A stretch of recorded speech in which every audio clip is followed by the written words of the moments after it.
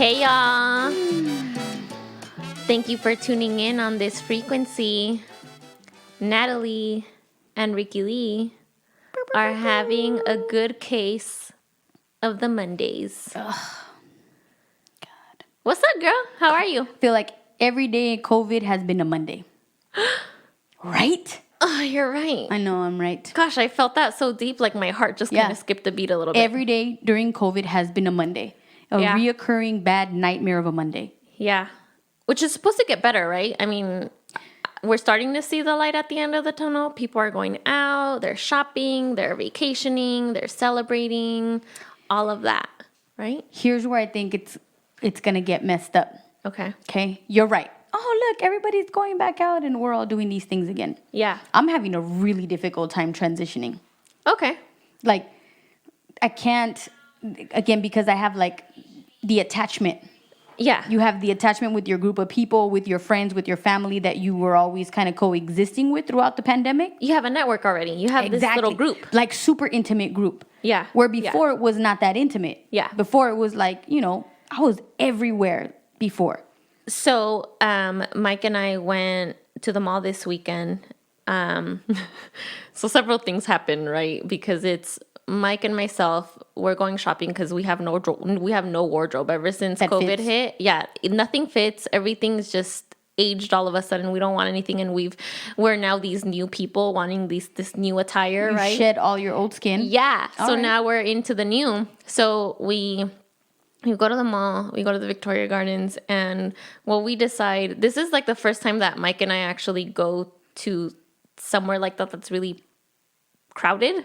Mm-hmm. And then we take Jorge, the dog. To the mall? Yeah. Oh my God. That's already giving me an anxiety attack. Yeah. I don't even know what you did. And if you know Mike, he's already a very anxious person, and Jorge is a very anxious dog. So that dog's traumatized. So there's a lot going into it already where I'm like, what did I just do? But it's okay. We're walking. Jorge's doing fine. He's smelling the smells, and then Mike is like, no, we can't take him into Macy's. What if they kick us out? Wait, hold on. You were gonna take the dog into Macy's? Yeah. Why? Well, because he's with us. Like, you can take a dog into Macy's? And we did. We walked him all in the mall. That's weird. We were in Macy's. We were in Express. I took Jorge to Ulta. Wait, is he like one of those dogs for your anxiety dog? Like what is it? Therapy dog? Is it? Yeah, a therapy dog. No, I'm being serious. I mean, he is to me. But they let you take your dog in there? Yeah. I didn't know they let you take your dog in there. Well, Mike didn't either, so that's why he was all anxious and nervous common about knowledge? it. Yeah, everyone takes their dogs. If you've ever been to the Victoria Gardens, everyone goes and takes their dogs. Yeah, wow. Only at the Victoria Gardens. It's true. Don't try that at the Mills. Yeah, okay. No, that wouldn't happen. But yeah, it's totally acceptable. In fact, they even have like little doggy bowls at certain places. In the stores? Right outside of the stores, they have little water stations for the dogs. Yeah. Okay, I mean, a whole new world. We love our dogs. So, but yeah, exactly.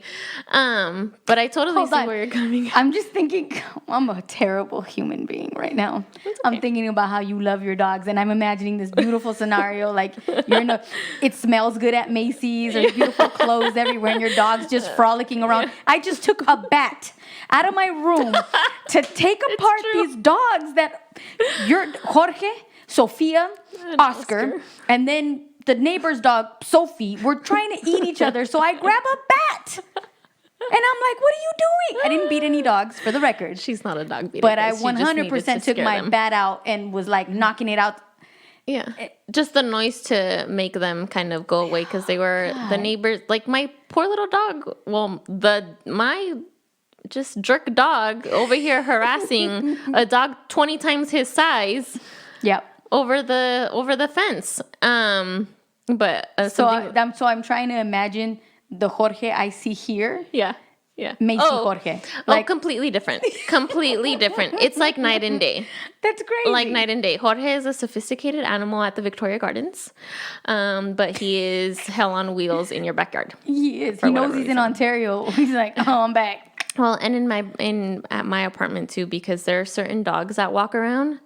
And this motherfucker, it's I feel so bad for my neighbors because it's an older lady with her senior dog, and Jorge is losing his shit from a mile away. And I am not even Why? exaggerating, guys. I will still be at the apartment complex. The senior lady and the senior dog are across the street, somewhere else, out of sight, and Jorge is barking at them, and I'm like, why? Why? He knows. The senior sensor came on. And then there's another one. My neighbor in my apartment building has a little Bartley's over there laughing his ass off. That's just the way you said this motherfucker. She talks about her dog. It's true.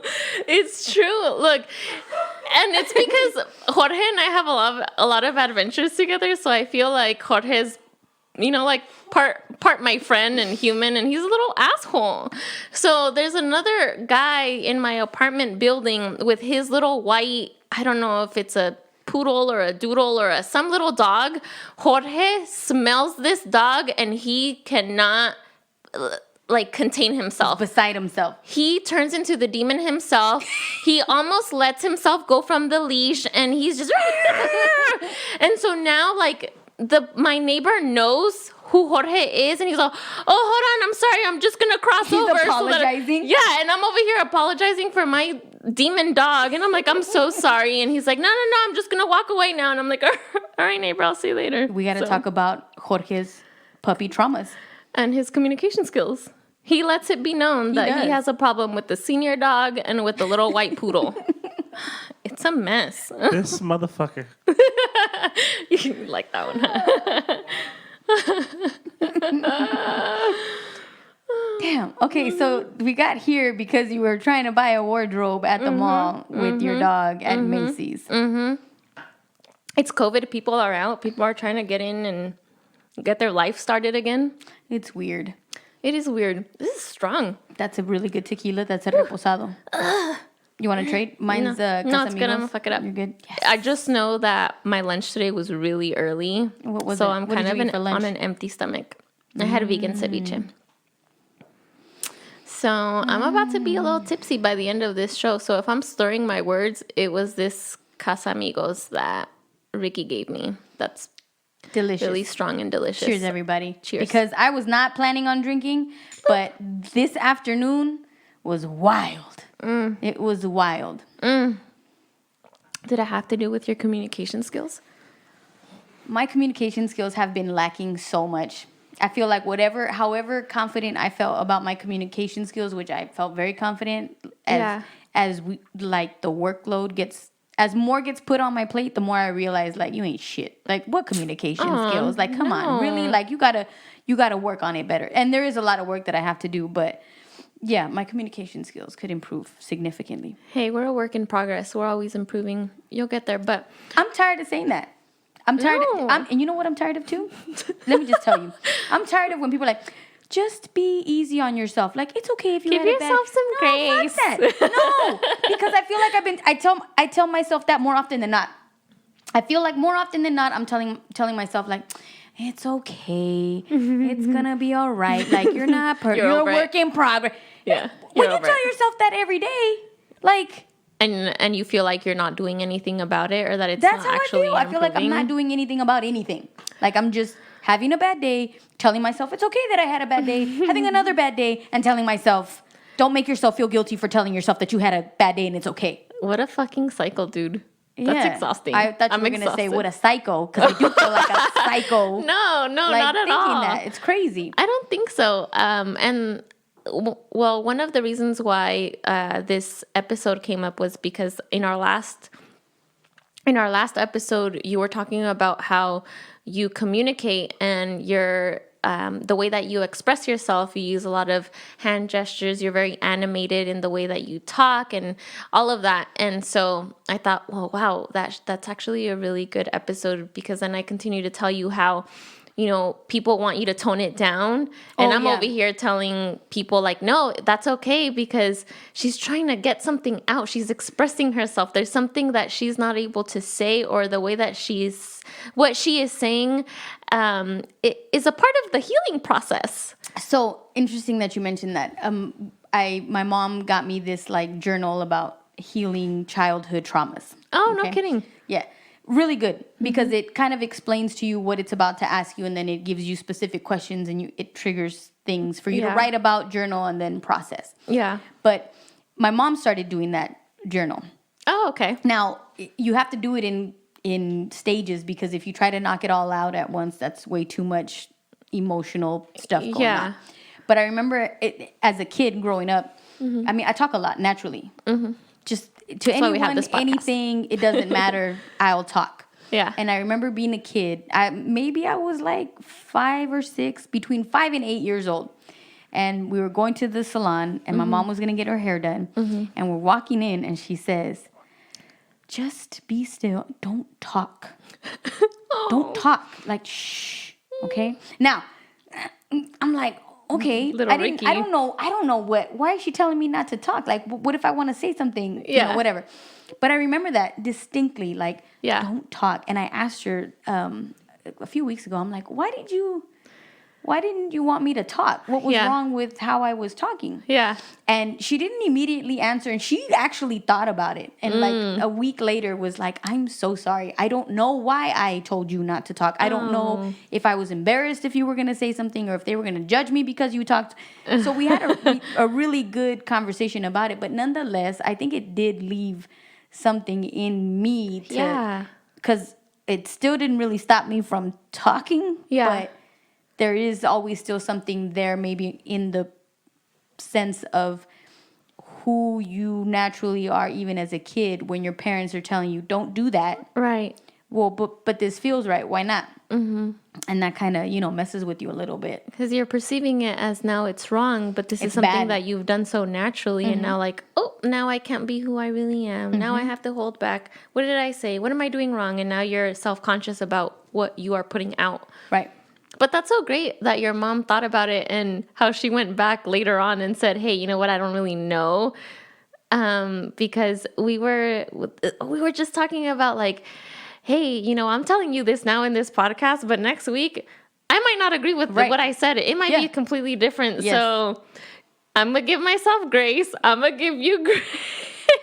Yes, that's it. Because we need to, because we're communicating all of these things, but we're ever growing and evolving. And what I'm saying to you right now is not going to serve me or you later on. Right. Everything's and we need to forgive ourselves, because I think that can hurt us so much. Could you imagine that your mom told you this? That could have gone in a way complete other direction, where you could have held that against your mom. And I mean, I don't know, maybe you did or you didn't, but it could have been so impactful that the relationship would have been worse. And you could have looked at your mom like, you hurt me. And then you don't even know why. Why am I hurt? And I see people in their relationships with whoever, with their friends, with their parents, with, I don't know, their neighbors. And just the one thing that they said really hurt them, and they'll never talk to them again. And I think that we have to forgive everyone right now and forever that crosses our paths, that might have said something that rubbed us the wrong way, or maybe hurt us in that moment, because, or maybe they were going through some shit themselves. So that's the easy part, like forgiving people for saying that. I have no problem doing that. Yeah. The difficult part is not believing what they said. Yeah. Or removing whatever they did say that actually impacted me, like cleaning it up and saying that. So my question to you is, what things did you hear growing up about you that you were like, wait, what? I'll have to think about that. But where someone told you something negative about yourself, or where someone said something discouraging to you. I know exactly it. Why is your voice so squeaky? When did you hear that? Oh, all my life. I feel like there was like many, many times where I kept hearing, oh, but your voice is so squeaky. And I've even heard it at work. Like customers, when I used to be a teller, and I'd have customers, oh my God, her voice is so squeaky. It's annoying. And I'm like, Squeaky's not the word, first of all. They're dumb for describing it as squeaky. It's not It's squeaky. squeaky. And it's I've not. heard it It's a squeak. different word, but it's not squeakies. it's high pitched. I don't No, know. it's not Whatever that. the word is, it very was unique. It was that about my voice. And so then I think that throughout my life, it really shut me down. Like I couldn't say anything. I couldn't speak up or speak out or have an input because I was so self-conscious about I have a great story just about my your voice. voice. I have a great story about your voice. Okay, you're going to make me feel better about this? Yo, believe me, I am. Okay. Okay, is that the only Which thing? I've come a long way because look, now we have a podcast and I could give a fuck if you like my voice or not. But if you're listening, I appreciate you. You know? Okay, hold on. Wait, let me think about how I'm gonna ask this question. So that's the biggest thing that you heard growing up. Yeah, I mean, one Those of are the the highlights. only things that you can. Just one highlight. For now. All Maybe right. I could think of more. I But have like 5. okay. Okay.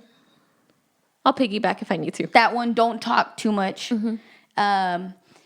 The other one was my dad telling me that I could never be a poet. You'll never be a poet. You're not a poet. That was important. But then the other one was the one that kind of got me.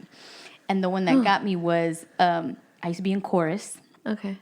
I love to sing, right? Yeah. So I was at Vina Dinks. I tried out. I made choir. I did Yeah. little solos here and there. I was excited, right? Yeah. And then I signed up because they were doing a multicultural talent show. Okay. And I wanted to sing Tu Solo Tu by Linda Ronstadt's version of that song. I was practicing. I was so excited about it. I'm running around the house singing it. Yeah. And my Aunt Martha, who's 6 years older than me. So she's my aunt, but we kind of grew up like sisters, right? Yeah. It's like mine and my sister's. Yeah. So age she comes up to me one day, right, as I'm practicing, and she's like, yo, my mom said that you shouldn't sing that song. You don't have the voice for that song.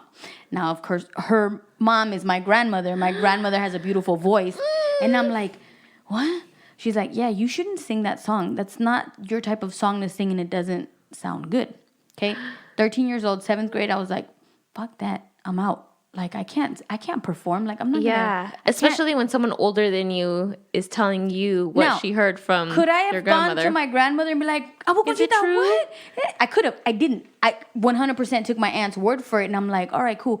I never sang from there. Like, I got out of choir. Yeah. I became super insecure about singing. It was bad. Like, Yeah. that shit resonated in my head. Yeah. That I believed that my Aunt Martha, that my grandmother told my aunt that I could not. Now, mind you, that type of song, that's a beautiful ballad in Yeah. Spanish, you know, a ranchera, but I stopped. And I became, like I said, you've seen how we've been in public settings where they're like, come on, Ricky, sing. And I'm like, no. Yeah. And I I'm get all good. weenie about it. And I do sing with, you know, in certain settings, but it became such a, like, traumatic experience for me. Yeah. I remember my brother and I wrote a song together, and he was going to school, he's producing music, and he wanted to make me feel comfortable when recording the song. And he like put blankets up so nobody would see, like he went out of his way to really try to Get the song out of you, but make you and feel to comfortable. encourage me to do that. And I did it, but it was just a traumatic experience for me, right? Yeah. So fast forward, like that shit stayed with me because to this day I struggle with that, right? I didn't have what, like you, right? Like somebody told you about your squeaky voice, and something in your human design was like, fuck that, I don't care what you think. I'm still Yeah. gonna, be who I am. Yeah. One of my favorite memories, probably one of the most special memories that I ever got to share with you and my brother. Jess was there too. And I think it wasn't the day you guys got married. What was it? No, I don't remember. We But were here and we got you guys a wedding cake. it was our supposed to be wedding day. Supposed to be wed. Oh, yeah, that's right. Yeah. The day you guys were supposed to get married. So we're all here, and Everyone had left at everybody that point. had It was left, just us and four. it was just my brother, Natalie, myself, and Jess. And my brother was playing the guitar, and he starts to play. It's an Adele song. Daydreamer. Daydreamer, Adele, Daydreamer. which is one of my favorite love it. songs of It's all my time in favorite. existence. And these two start singing the song, Yeah. Natalie and my brother. And Natalie, Yeah. is all over the place singing it. Yeah, yeah. It was I the didn't care most- how it sounded or what. I love that song, and I love that he was playing it. Yeah. And that you guys were singing it together. Yeah, It was yeah. the most intimate moment. I was like, oh my God. Like, okay, so this is what it is to be vulnerable. This is what it is to love somebody. And this is what it is to vulnerably love somebody and be Yeah. all of who you are Yeah. with that person. Yeah. Good, bad, or indifferent, and embracing one another. One of the most special moments. And I was so glad too because Jess didn't film it. She's like, I should have filmed that. We both got caught up Yeah. in the moment that watching the it. two of you had. And I was like, what's happening right now? And that was actually a really inspirational point for me in watching you because I was like, Natalie has no fucks to give. Yeah. She's unapologetically who she is. I can't let some of that shit go. And that's the first and only time that we've ever sang that song together. So Which makes it even more special. yeah, I kind of want to do it again, but Get the it's guitar, rare. Mike. Get the guitar. Yeah, it's rare when Mike has the guitar out and in the mood, and then plays the song, and so it's a whole thing, right? But that's crazy. Oh, well, let that shit go, girl. Let's hear that song. At the Again, end of this, how? I'm gonna hear that. How do you let it go? I don't know. I imagine that could be hard because it's so easy, like you said, to say, just forgive and forget. But there's all of this baggage and all of these years of hurt and pain and so much belief in your heart that someone said this about you. And how do you not believe it? And especially when it's somebody so near and dear to your heart. Right. And again, I have no beef with my Aunt Martha or my dad. Like nobody, like Yeah. because we talk about it all the time. Like you do the best that you can. Right, So right. I have no problem with any of that. Yeah. It's still with me though. And Yeah. it has to do with me not like just embracing who I am, which is why I'm doing that trauma. The journaling book Yeah. that your mom gave you. Yeah, I don't know. That's crazy. I could even think of other conversations that I've had with my friends or with my aunts, and same thing. They'll talk about all of their hurts and their pains, and they, like you, have been able to identify what it is, what hurt. And because this whole thing, going back to your example of this song, it's special to you. And so now you don't feel worthy of it. So okay, worthy of it. And I'm glad that you brought that up. Because, see, I just realized how many moments you and I actually have together that go back to music and being very uncomfortable. Yeah. This was maybe 3 years ago. I don't even remember how long it was. My dad sent me a song called I Don't Know What Love Is. It was in the movie A Star is Born with Lady A Star Gaga. is Born. Yes, Everyone with Lady needs Gaga. to watch it. So at the time, I was going through a funky breakup, right? Just the real, Yeah. it wasn't pleasant. Yeah. So my dad sends me that song, and it basically that's what the song says. I don't know what love is. That song That's the makes me first cry. line of the song. I don't know what love is. And my dad was like, "You need to sing this song," and I memorized it. It was good. It was perfect. It was all of those things. We go to Ensenada. And my dad's playing it, and he wants me to sing it. I can't do it. Yeah. And you were like, why? Yeah. Do it. And I Yeah. realized the difference between you pushing me to sing that song and maybe everybody else. At least this is how I felt. Yeah. It wasn't even about the song. Yeah. What I was getting from you wasn't about me singing. It was about me saying those lyrics and allowing myself to feel what the song was saying. To be vulnerable in it. Oh, yeah. And I was because pissed at you. I'm like, I'm telling you, I'm not going to sing the song. And I just Yeah. remember standing there just like crying. Yeah. Like one of those, the still cries where Yeah. you're just, the tears The are tears coming are out. coming You're out not, you're not like, slowly, but you're not doing it. fully. Yes. Yeah. And I was like, no, I'm not going to do this. Like, there's no way, right?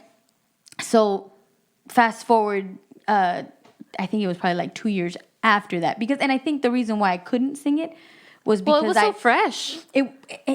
but timeless also for me. It was timeless because I confidently could say like, I don't know what love is. And it spoke to me. Yeah. So my Aunt Rosie dies. And I remember when we brought her back to the house and that's where she was going to be let go. I remember going back, driving, and then having the epiphany Yeah. with like everything that we went through processing her death, how her death came about, Right. just everything, that whole experience, Yeah. I realized that I do know what love is, right?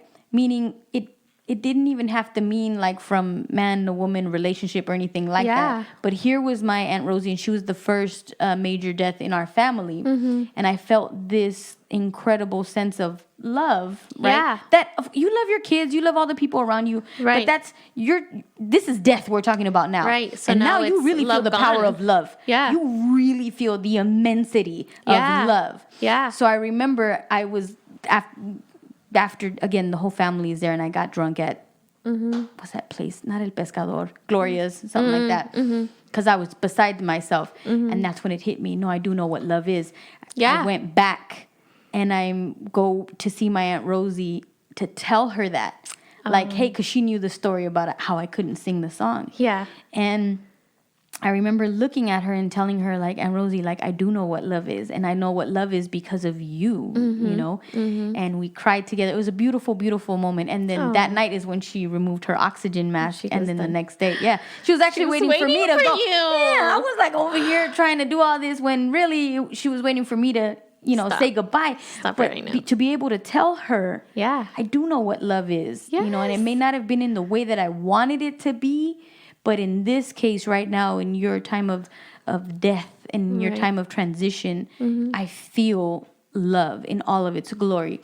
And that was and again, it goes back to that's why music is so powerful. Shortly after that, I was able to sing it with my dad. Yeah, And I was there. We were able to belt it out like, Yeah. with all kinds of ways. So it meant a lot. That song is a tearjerker.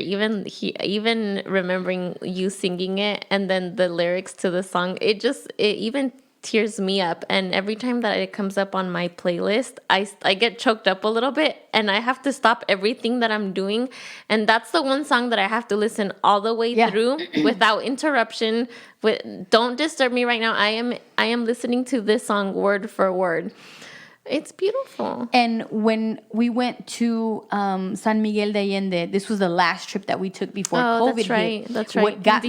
In December. What got me even more, and I'm telling you, like, you think that it can't get worse. It does. Not worse, but my dad and I are singing it, and there's a part in the song where it says, like, I hope that one day I find love. Yeah. And my dad switches up the lyrics, and he goes, I know one day you'll find love. Oh my God. I was like, no. All right, Dad, you want me to find love? Like, okay, let's do this. I'm holding back the tears. Hell right now, yeah. for real. Which goes back to this love letter I found because we Yes. were talking about communication. Yes. And we were like, and what I was looking for was a paper that I wrote in my communications class because I fell in love with my professor, Professor Navarro. She was an incredible inspiration. But Okay. in looking for that paper, I found this note. And I used to work with this gentleman at a different place in Corona. And we became great friends. He was a writer. He was a musician. Okay. And I think I had to find another job. I can't remember what exactly was happening, but he knew a lot about my history. Yeah. And I've kept this. I actually want to frame it because it's You have probably to. one of the most beautiful pieces I've ever received from another human being. Yeah. We don't talk anymore. We Okay. talked at that time, like when we worked together, and then we kind of kept in touch, but I haven't spoken with him since. But he said, I love you very much, and I know you are fully capable of making your own decisions. Whatever you decide, I still think the world of you. Just remember, you are 100% worthy of love. Not just any love, the love you want in your heart and soul. Yeah. To this day, like, this speaks volumes to me because it's so always relevant. a worthiness thing for me where I don't feel worthy of love. Where even like everything that we're doing here in the studio, I'm like, I don't feel worthy of this. Why are all these individuals around this giving so much of themselves to this? Right. But why do I feel that unworthiness? Yeah. And I think that once I understand that and deal with that and then supersede that, then I will be capable of receiving love, Okay. the very love that I want from my heart and soul. So you think that you would be able to receive and have all of this love after you've completed everything that equals love in this studio? I don't know because okay, so how does it work? Like if I determine I got a lot of work to do. Yeah. right? I don't want to go back to old habits or patterns, or I don't want to just dismiss the idea of love. Right. And in dismissing the idea of love, I settle for just, Other outlets other outlets or that are temporarily that are, fulfilling yeah, exactly, right? Okay. So in my mind, I'm like, if I deal with it, if Yeah. I deal with myself and I'm with myself for a time being, and I learn to love myself and accept myself, then I can go out and date. Then I can go out and see who out there would be a good match for me. Like in my mind, that's how I think, right? Yeah. But how realistic is that? It's not. It's not, right? So am I setting myself up for, unrealistic Just goals. unrealistic healing goals or unrealistic, because it's like this when you take a psychology class in college, right? Yeah. I remember, mind you, grown 3 kids already, and I'm taking this psychology class where Yeah. they're talking about family planning. Okay. Yeah. You go out and you date, right? Then you find somebody, then you get engaged, and then you take a genetic test to see if there's anything wrong with their genes, and can you guys have kids together? And then you go to, there's like a whole process, and I'm like, what? People do that. People do that? Who does that? Right? Sure. But they're showing you the progress of life, right? Right. And I'm like, does that really work? And is that a realistic thing to want to put yourself through? Right? Because Yeah. I imagine this right now. If I try to get into any relationship right now, all I'm doing is bleeding into this relationship everything I haven't healed before. That's true. That's true. But I also, well, to add to that, you're saying, if I do this, and that first, and after I have done all of these things, then I will be ready to find love or a companionship or someone to share my life with. But I think that our hurts and our traumas and our pains are I don't think that you ever truly get rid of them. You just learn how to deal with them. I don't want to use the word deal, but what I'm trying to say is that you never forget, and the hurt is always going to be there. You just learn how to heal. You see, I feel like I have to define these words that I can't, you know what I mean? Yeah.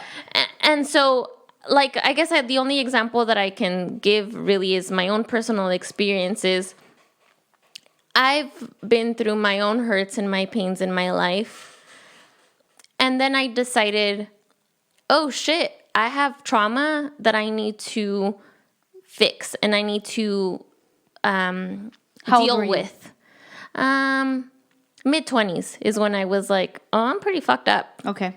Before then I was in denial, and maybe I wasn't admitting it, or maybe I wasn't expressing it, right? And then mid-20s came around and I was like, oh shit, I need to deal with my shit. I need to deal with all my childhood traumas. I need to deal with why don't I express myself. I need to deal with communication. I need to deal with why am I, dating all of these useless guys in my life, and why am I attracting this, blah, blah, blah, all of that, right? And then, okay, I'm going to do the work. And then I realized, like, I don't think the work ever ends. So then I meet Mike. And I'm like, hey, you know what? I'm this person. I'm figuring out my life. I'm figuring out what's good, what's wrong, blah, blah, blah. But I think that the transparency is worth something because I was letting Mike know, hey, I am this human being, but also I'm not perfect. And I don't think I'm ever going to hit perfect. And even this weekend, oh God, I'll still get into that right now. But what I'm trying to say is that I'm letting Mike know that I'm not a perfect human being, and my traumas are going to come back and bite me in the ass, and I'm going to project it to you. And I'm not necessarily meaning that way, but I'm going to need you to be patient. I'm going to need you to work through it with me because we are human beings. And sometimes, because, like, could you imagine, like, 20 years of trauma now have been revealed at my age of 25, and now I have to unravel all of that, and that's not gonna fix itself overnight. Okay, but how long after, like, when you realized in your 20s, like, oh shit, I'm fucked up. How long after that did you then meet the person, like, Michael Moda, that you then had this conversation with? How much time went in between that? 2 years later. Okay. So there's a timeline. Well, I don't know that. I think, I guess the timeline is specific to you, and it might That's be true. shorter or longer.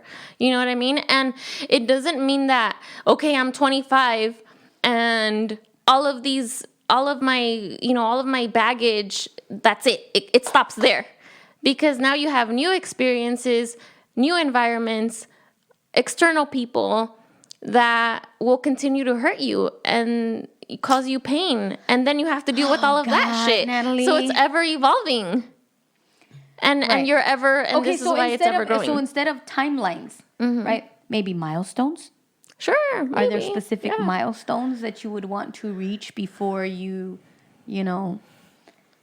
accept Pursue people? a person? Right.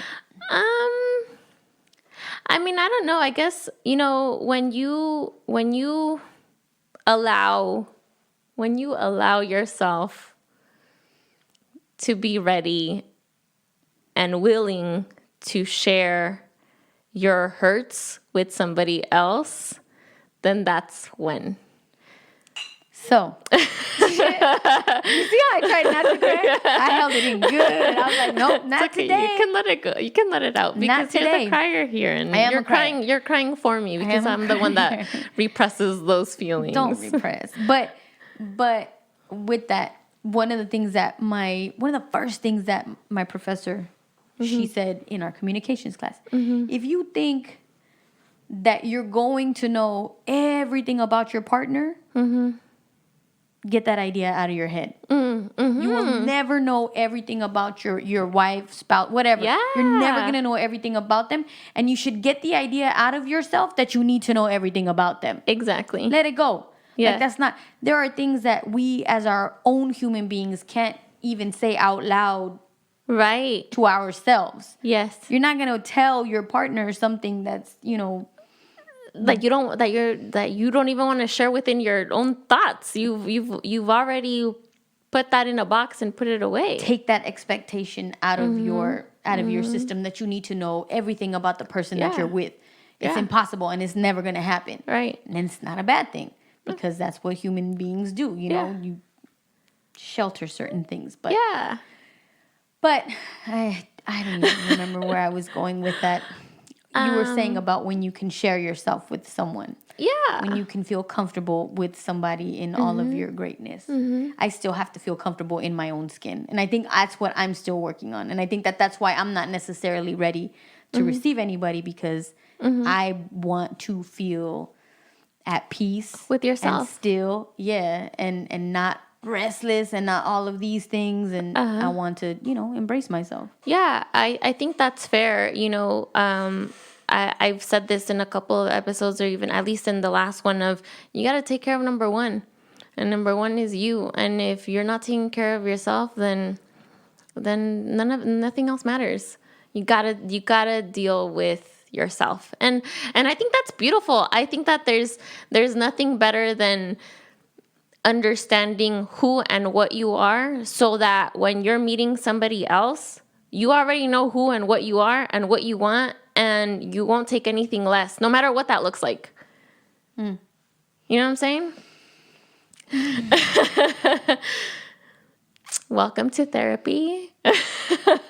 Everyone, my name is Natalie. This is Ricky Lee. It's a vibe. And we are here to just heal ourselves. I hate this. I love this, and I think even I'm all calm about it. I love this. Even, one thing that I will say that's beautiful about you and what you sharing this love letter is, I even think is beautiful, because not a lot of people, how you're talking about people that there are things that you won't know about your partner and that you won't share, things like that. I don't keep records of love letters that people gave me or notes, because I'm definitely like one and done in the trash. I have not, and that's one of, I don't, Oh my not that, God. I don't regret it, right? But it's kind of like, wow, you're so open and willing to share this. That's beautiful. Does everyone do that? Ricky, you're the only person that I know that does that. That keeps things like this? Uh-huh. Oh, because they Okay. mean something to me. They 100% that And that's letter in communication. particular, that is communication, and that letter represented a lot to me. It's a small little piece of paper. That's Yeah, all, a look at this. couple words, but That's they're it. profound, they're meaningful, and they're to you. And again, we were talking about this letter comes from the grandson of the what did I say his Pico name? Rivera. Yeah, the city of Pico Rivera. He's from the Pico family, and he was special to me because he was an alcoholic, and I remember him telling me like, my whole family comes from this great lineage, these great explorers, these great settlers, these great like People, just powerful people, extraordinaries. and I'm attached to the bottle and my notebook writing poetry all day. And that spoke to me because I'm like, that's okay. Like you have your own pains, you have your own hurts. You're a Yeah. great writer, you're a great songwriter. Like it's okay. Yeah. And so that spoke to me, and that's why. And again, they're little nostalgic things that remind me of the people that I've met throughout my life, and then the messages that they have to deliver. Yeah. Like I said, I haven't talked to him. I probably won't see him ever again, but I'll always take this with me because he always encouraged me to feel worthy of love. Yeah. Because even him, in the short time that we knew each other, which was about a year and a half, he immediately said, he goes, Matt, why don't you feel worthy of love? So that's why I keep these Little notes. mementos. These little Is that what they're called? Mementos, yeah. Probably. I don't know. Can I just take this full circle and say that just us being in-laws, I've destroyed all of my love letters, even notes that I've passed around with my friends. I don't know that I've ever kept that. I'll have to go back to my mom's house to see if I can find any piece of letter work writing. But now I have this book in like a coffee table book in my living room, and it's other people's love letters. So there it is, folks. I am just missing You out. had your own. I had my Because own. I always think about it too. Yeah. Like I have journals all over my house. Yeah. So my kids okay. And I'm a little hesitant about this because I'll write anything down. Right. I'll write exactly what I'm going through. But I imagine that, like, I want my kids to know who I was. Yeah. And I want them to know what other people's interpretations of me were. And the only way to do that is to keep things like this. Yeah. And You be have like, to oh, write it. my mom was this. Yeah. She thought this. Like, they Yeah. thought of her like, this is great. You want them to have that because in that, they find themselves. They can connect with pieces of themselves, which goes back to being loud, right? Yeah. There are certain family members that I have that are loud. When I'm around them, I feel comfortable. I'm like, I belong. Yeah. Because you're loud like me. And we Right. have that in common. Yeah. And you I'm know? not judging you. You're not judging Yeah, me. and we're just being loud together. Yeah. And it's all good. And that's how you connect to things. Yeah. And that's how you feel a part of something. yeah. That song that I sent you by Lion Babe, the Frida song. I'm excited about that episode. Yeah.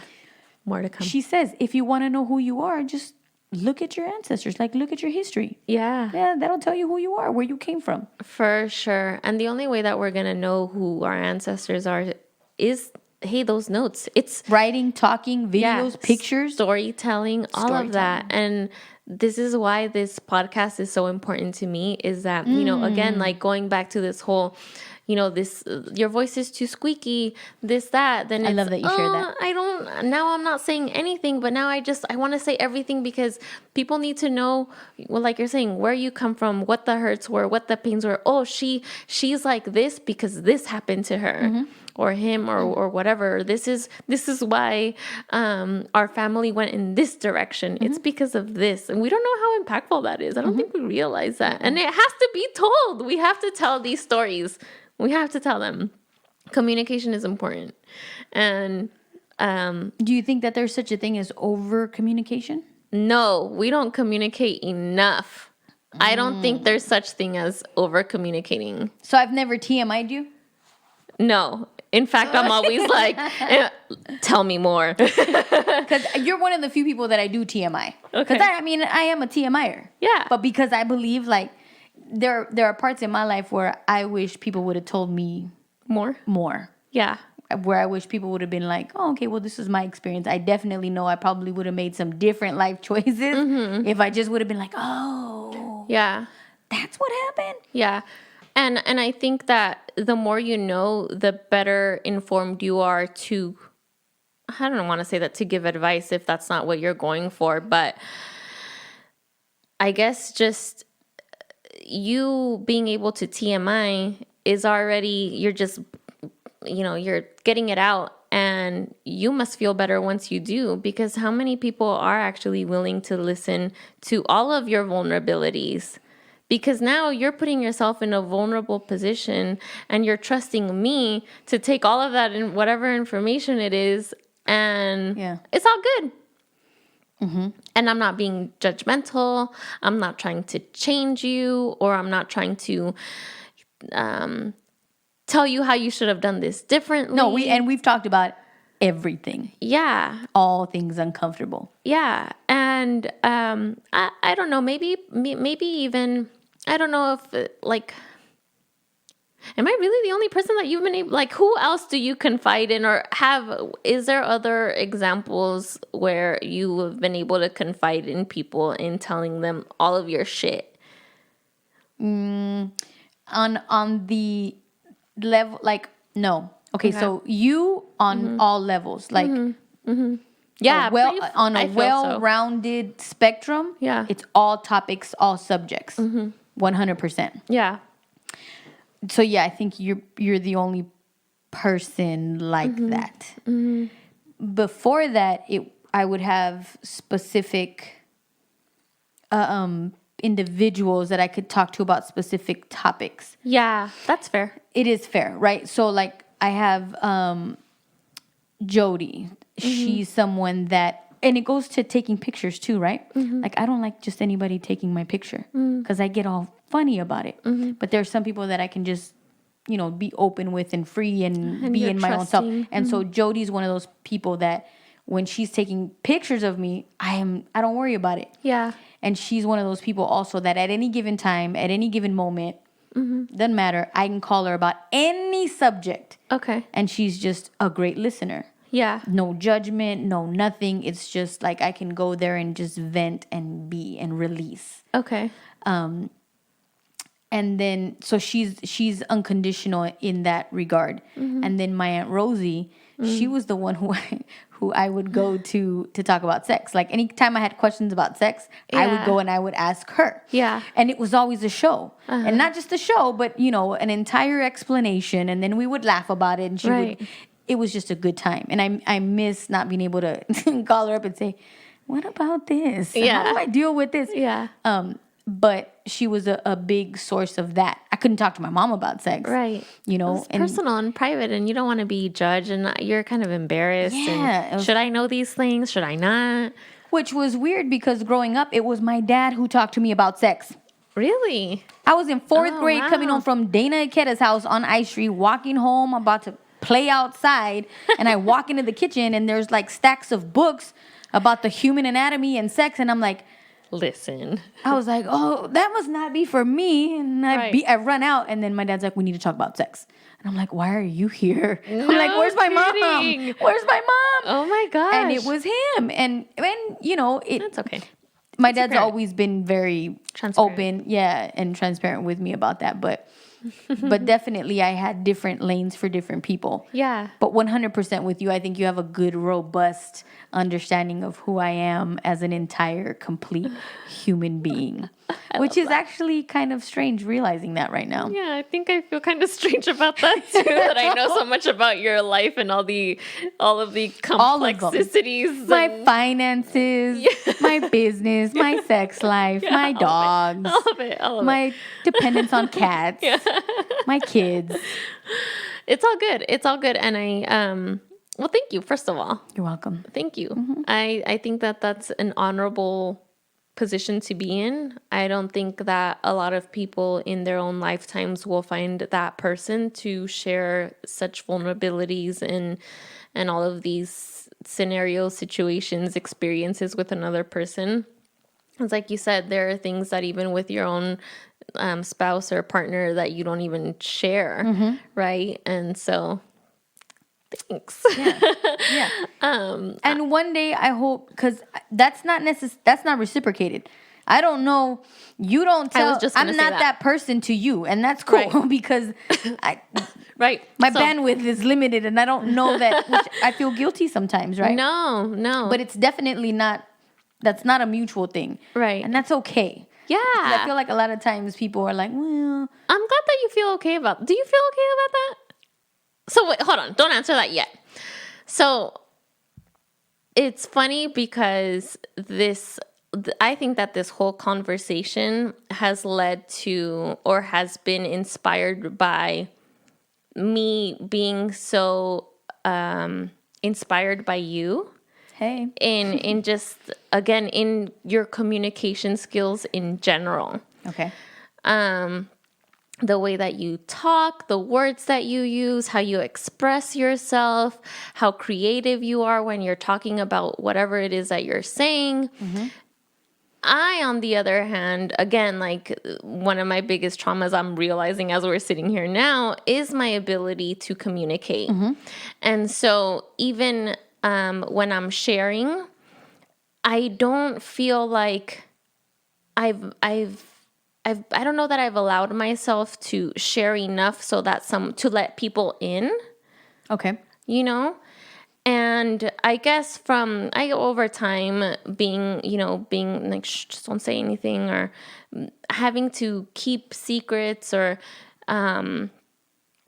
I guess just not being able to say what I needed to say really put a damper on my communication skills growing up. And so I thought, well, I don't need to talk to anyone. I don't need to say anything. So I'm not. And so then I meet you, who is very expressive, and I'm like, the opposite of Michael Moda. I need that in my life. And so, you're saying that you have me as that person that you can share all of these topics with. I have been able to share, things with you. And then I don't have very many people that kind of how you were saying earlier about, I share certain topics with certain people. Right. So I'll do that. I'll share certain topics with certain people. And then that's even to an extent where Right. I'm It's not, limited. yeah. Why do we do that? Is it the trust? Is it a trust thing? It's probably fear, but it could also be efficiency.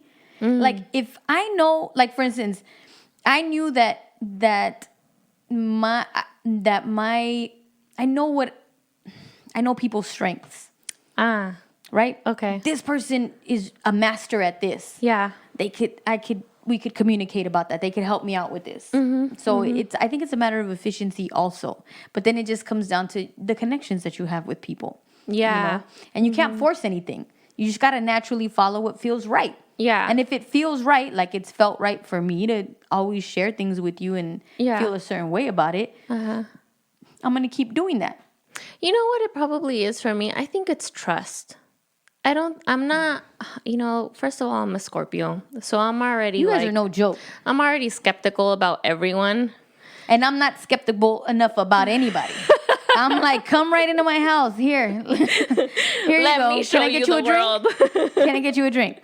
That's and you've always told me, be cautious with you've always told me, don't let people in your closet. Yeah. Why are you letting people into your closet like that? Yeah. But that's who I am. Like so I'm cautious about it, but Right. I'm still true to myself. And as I was thinking about what has made me still relentlessly communicate, because despite being told, don't talk so much, or you can't sing, or you'll never be a poet, or you'll never be these things. Despite being told that, the one thing that stuck in my head about why it was so important to speak and tell the truth was Christopher Columbus. You said it, girl. Was learning in 5th grade that what they were teaching us in school was not the truth. Yeah. And then learning the truth outside of that. Okay. And then feeling that conviction that, oh, hell, the world has to know now. Yeah. They're lying to us in the schools. Yeah. And carrying that conviction, that stayed with me more powerfully than what people were telling me that I couldn't do. So it's cool. I see. I'm not going to be a poet. I can't sing. You think I talk too much? But I'm going to tell the truth in your face. Yeah. Because that's what matters. And people need to know the truth. And if we don't know the truth, then we're going to just be stuck in this hole of nothingness. That's crazy. I think I just thought about that. you know what? And then you just made me think about we all go through these like your conviction came at what, 5th grade, 6th grade? 5th grade, Mrs. Godin's class, Edison School. My conviction didn't come until my 20s. You know what I mean? What was your conviction? Probably. Well, the need to talk, the need to speak, the need to share your stories. So, okay, so you and I both share that conviction. Yeah. They just came at different times. Yeah. And that's okay. And I guess that's okay. And so kind of like how you confide in me and all of the things that you tell me, you're teaching me that. And so now like, oh, okay, it's okay to share. I can trust you. Mm-hmm. So that's fine. Girl, I'm about to tell you all my secrets. But it is hard and it is okay. And that person that you're supposed to share all of your vulnerabilities with is coming. And they shouldn't necessarily be that was the other thing that my professor used to tell us too. Mm-hmm. Your spouse it is impossible for your spouse to be everything. Oh God. Yes, you're right. It is impossible for them to be your end all be all of all sources of existence. There's no way. That's a lot of pressure. Which is why I pressure my girlfriends to, oh, are you going to have girls' night? Oh, can I go? We need to do that. When? More? And then coming here like, I'm just going to go to the studio. I got to go see Ricky. Because your significant other can't be the beginning and the end of everything. And I don't think they want to be in. And that's a lot of pressure. And we're probably getting on their nerves and they don't understand and we don't understand. And they're not giving us the answers that we want to hear anyway. And maybe we just want to complain or maybe we just, like we've been saying, we just want to be heard. Mm-hmm. Maybe I don't need you to respond. Maybe ironically, my goal for 2021 was to say less. Mm. Part of that podcast that you sent me over was how important it was to listen. Yeah. Like, just keep quiet. Just listen. Just listen. Yeah. We need to be better listeners. Mm-hmm. We really do. And not react to everything. Because we usually just react to everything. And everything doesn't need a reaction. Yeah, exactly. Exactly, Ricky Lee. I'm with it. Toast to that. That was a great podcast, Natalie. That was fucking great. I know you're a Natalie Mota, but I like your last name, Palomares. That's why we say Palomares. Palomares. I don't mind it. I mean, both are my names and, one is where my roots and the other one is... Your new roots. My new roots. My future. Ooh, the legacy. I love all of it. Well, that was a smooth ending. I think so. And it was all filled with love. Like Michael Moda says at the end of everything. Yeah. This is all about love. Yeah. The end goal or the end game or the purpose of everything is love, guys. It's the truth. And love is a language. Love is a state of mind. Mm-hmm. I think that... Sorry, now I'm going to go on a tangent. I clearly don't want to end this episode. Go, tangent. Do you think... have you heard how, like, Spanish is the romance language or something like that, right? Mm-hmm. And when you speak Spanish, sometimes... So we're going back to communication, right? When you speak Spanish, it's an expression more than it is verbal. Right. So... That's true. So I wonder... So you speak Spanish and English and as I, right? So do you think that sometimes our miscommunication comes from that in English? Like the inability to express specific things? Yeah. Maybe. We're going to have to research that a little bit. I don't know. I think there's just different levels to the languages. Yeah. It's kind of like affection. You can express something to someone without saying anything at all. You're right. No language involved. Your body language, your touch, all that's going to convey something. Mm-hmm. That's communication. Mm. Body language is huge with communication. You can just see somebody move a certain way and you're like... And And we've actually talked about that one too. These motherfuckers are in love. Or something's not right. Yeah. Without a single word being exchanged. Yeah. But with the Spanish thing, what it actually made me think about is my mom makes things up in Spanish, words that don't even exist. Yeah. But you know exactly what they mean Yes. without knowing what they mean. Yeah. It's such a strange. Yeah. Now you don't do that in English, so that's weird. Right. No. Because you don't make up shit in English Yeah. Growing up, and know what it means. my childhood best friend's mom used to say, "Ay, no se andan con sus menjurjes," or some shit. Is that even a word? O su trochimochil. Yeah. What the hell is that? Yeah, but we know. I think that's my uncle Oscar who's saying that it's the culture more than the language, because the culture goes into yeah. the expression and it goes into the making words up and it goes into the moments. It goes Yeah. into just what needs to be conveyed. Yeah, and a we whole know thing. it. Yeah. We're gonna have to talk about that a little more next time when I need to do my research on that. Spanish as a love language or I a was romance thinking of language. Ketama. And when they do, I was watching a video that they recently released with, I can't remember who the artist was, but they were just all around the table because this is an expression of love. And they're all eating and drinking, playing guitars. And as he's playing the guitar and singing, all the people around them, they're just, They're clapping the clap, along. the double clap, right? Yeah. So natural. Yeah. And all it is an affirmation to what he's singing and what he's performing. Yeah. And it's just like, if you do that, They're in sync. they are in sync. They're which- all talking the same language. They're all talking the same language, which my trips gosh. me out because when I listen to specific music, like I'm big with percussion. I think Jasper was telling us how specific instruments speak Oh, right. to our ancestry and our Yeah. type of instrument that we are. Yeah. That without even really knowing, and Ketama She in this said, "I'm a particular flute." case, that's right. She said, "So you're a flute." I was like, okay. But anyway, go on. Sorry. That's how our ancestors speak to us. They pull us in specific, directions. And again, because music is an act of love, it's an expression of love. Yeah. And if particular instruments call to you, listen to them. Because in listening to them Yeah. and then meditating to them, you find answers to your questions. My mind is blown right now, guys. Yeah. Just, I think that's going to be our homework. Yes, because I can send you the playlist that I made on when I meditate with my ancestors, Okay, send it. which we've talked about before. So I think yes, we that'll did. definitely be the next one. I think I tried to do it and it didn't work out. We're going to do it's this a again. whole thing. And then we're going to report back next episode. Awesome. All right. So, is that it? Did we get it all out? We're going to get it all out. It's done now because everybody has to go home now. Gotta go to sleep. But we are on this frequency podcast.